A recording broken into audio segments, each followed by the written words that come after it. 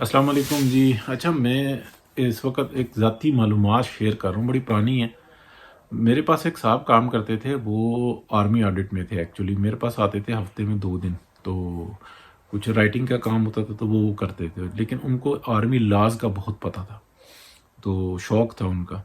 ویسے تو وہ آرمی آڈٹ کے تھے، تو ان سے میں نے ایک دفعہ سوال پوچھا تھا کہ جو ضیاء الدین بٹ ہے ان کو لگایا تھا آرمی چیف میاں نواز شریف نے، تو انہوں نے بتایا کہ بالکل صحیح لگایا تھا، ان کا حق تھا جو بھی معاملات تھے، لیکن آئینی اور قانونی طور پہ ان کا حق تھا۔ تو اور بس ان سے ایک ٹیکنیکل غلطی ہوئی تھی کہ وہ پرائم منسٹر ہاؤس میں ہی بیٹھے رہے۔ اگر وہ آرمی ہاؤس آ جاتے نا تو آفس ان کے ساتھ ہو جاتا، اور آفس کی پاور بہت ہوتی ہے، تو یہ ان سے غلطی کی انہوں نے، جس کی وہ بعد میں سزا بھگتی، اور میاں نواز شریف نے بھی بھگتی اور پوری قوم نے بھگتی۔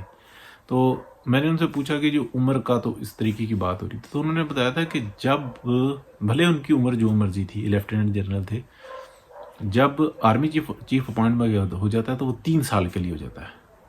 اچھا، ایک بات تو انہوں نے ایک اور بڑی مزیدار بات بتائی جس سے آپ کی بات کلیئر ہوگی، کہ جب نوٹیفیکیشن ہو جاتا ہے جس تاریخ کو ہو جاتا ہے، اس کے بعد 3 سال ہو جاتے ہیں۔ ٹھیک ہے، اب وہ جس دن مطلب وہ اس دن کے بعد 3 سال ہو جاتا ہے، بھلے وہ سٹارٹ ہو، یعنی کہ ایک پروسیس کے اندر آ جاتا ہے۔ اگر اس جرنل کی عمر جو ہے ابھی ریٹائرمنٹ کی 5 سال باقی ہے، تو وہ پچھلے 2 سال غائب ہو جاتے ہیں، فارغ ہو جاتے ہیں، وہ 3 سال کے لیے رہ جاتا ہے، اس کے بعد وہ ریٹائر ہو جاتا ہے۔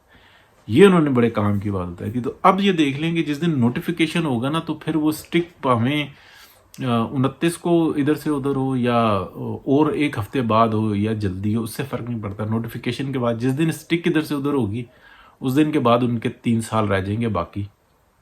اور جہاں تک جنرل باجوہ ہے، یہ ریٹائرڈ ہے، آلریڈی 3 سال پہلے ریٹائرڈ ہے۔ یہ زبردستی کا لوچا ہے جس کا آئینی اور قانونی کوئی وہ ضابطہ اخلاق ہے ہی نہیں ہے۔ یہ بات میں اپنے پاس سے کہہ رہا ہوں، اس معلومات کی بنیاد پہ۔ یہ تو خواہ مخواہ قبضہ ہی ہے۔ بہت شکریہ جی۔